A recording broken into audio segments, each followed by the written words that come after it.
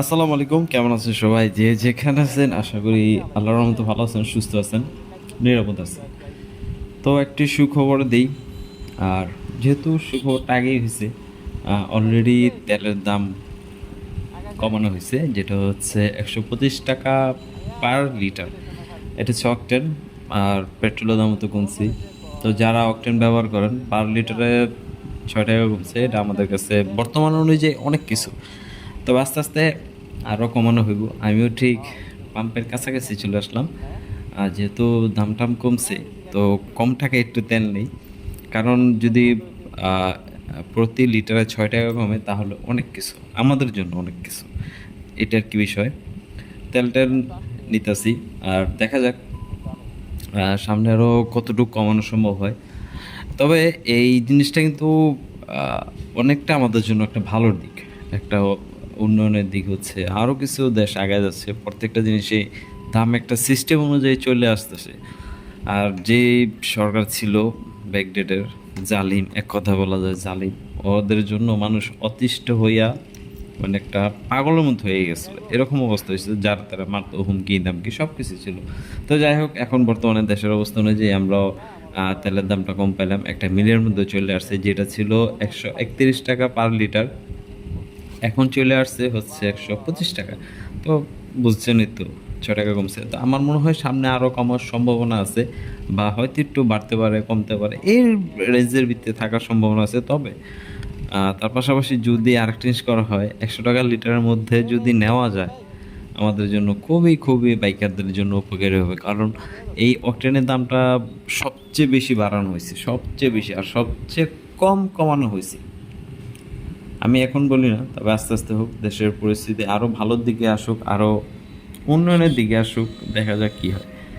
তো যারা আ কিছু, কিছু মানুষ দেখলাম এটা নিয়ে আবার কেউ করছে, যেন ৳৬ কমাইছে, এটা কমানোর কি দরকার আছিল হ্যান-ত্যান। আরে ভাই, মানুষকে সুযোগ দেন, মানুষ ভালো করবে। মানুষকে সুযোগ দিবেন না, ভালো করতে পারবেন না। ১৫ বছর তো চুপচাপ বইসা আছিলেন, কিছুই করতে পারেন নাই, দেখেন নাই, মেখেন নাই।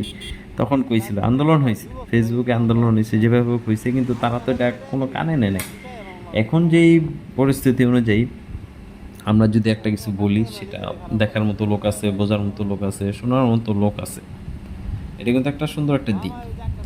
তবে দেখা যাক সামনে কি হয়। আরো ভালো কিছু হয়তো আমাদের জন্য আল্লাহ রাখছে। আর সবকিছুর মালিক কিন্তু আল্লাহ। আল্লাহ না চাইলে কিন্তু আমরা এতদূর আগায় আসতে পারতাম না। আল্লাহ চাইছে বিধায় আমরা আসতে পারছি। আপনারা অবশ্যই আল্লাহর শুকরিয়া আদায় করবেন।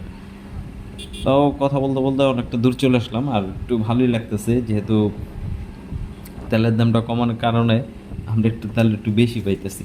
আগে দেখা গেছে মানুষ ৳১৩০ বা ৳১৫০ ভরতো। এখন একটা ওই যে বললাম মিলের মধ্যে চলে আসছে। এখন ৳১৩০ ১ লিটার থেকে একটু বেশি পাবেন। আর আগে ৳১৩০ ১ পয়েন্ট কম পাওয়া যেত। তো এটা নিয়ে আরকি আমার আমার অনেকটা খারাপ লাগতো। আসলে এমন না যে খারাপ না লাগার কিছু না। অনেকটা খারাপ লাগতো। যেহেতু তেলের দামটা হঠাৎ করে বাইরে যাওয়ার কারণে মানুষের একটা মাথার মধ্যে ভারী করছে ঠাস, ঠাস।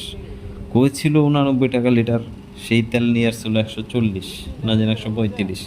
সেইখান থেকে তামসা করে, ওরাই তামসা করে, ওরাই তামসা করে, ওরাই খায়, ওরাই করে। যেগুলো ছিল জ্বালানি চোর, তারপরে বিদ্যুৎ জ্বালানি যে চোরটা আসলে, ওই চোরে, বড় চোরে, নাম জানেন, অলরেডি মামলা খেয়ে গেছে। ওর ভবিষ্যতে আরও খাওয়ার সম্ভাবনা আছে। তো আসলে এই জিনিসগুলো আমাদের খেয়াল রাখা উচিত। মানে বর্তমান অনুযায়ী খেয়াল কি রাখবো? আমাদের থেকে যারা উপদেষ্টা আছে তারা সবার দিকেই খেয়াল রাখতেছে। দোয়া করি আল্লাহ যেন তাদেরকে আরো ভালো কিছু করার তৌফিক দান করুক। ইনশাআল্লাহ। আর সবচেয়ে ভালো লাগছে সবকিছুর মধ্যে এখন আমাদের মানে একটা মতামত নেওয়া হয়, আলেমদের মতামত নেওয়া হয়। এই জিনিসটা খুবই, খুবই একটা সুন্দর একটা দিক আমি মনে করি। তো ব্লগটা প্রায় শেষ পর্যায়ে চলে আসছি। আসলে ওরকম কিছু বলার নেই। একটু খুশির সংবাদ দিলাম। আপনারা আগেই পেয়েছেন, আমি একটু পরে দিলাম। আর আমার চ্যানেলটাকে সাবস্ক্রাইব করেন। যারা করছেন তাদেরকে অনেক, অনেক ধন্যবাদ। যেহেতু একটা নতুন স্টার্টিং করছি, টুকটাক সাবস্ক্রাইব পাচ্ছি আমি। ভাল লাগে, দেখলে অনেকটা ভালো লাগে। তো আজকে বিষয়টা এতটুকুই। সামনে আরও নতুন, নতুন বিষয় নিয়ে আপনাদের সামনে আমি আলোচনা করব। আপনাদেরকে কিছু একটা জানাবো ইনশাআল্লাহ। সকল ভালো থাকবেন, সুস্থ থাকবেন আর নিরাপদে থাকবেন। ইনশাআল্লাহ সকলেই আমার জন্য দোয়া করবেন, আমি যেন আপনাদেরকে ভালো ভালো কিছু উপহার ভিডিও দিতে পারি। বিদায় নিচ্ছি এখান থেকে। আল্লাহ হাফেজ।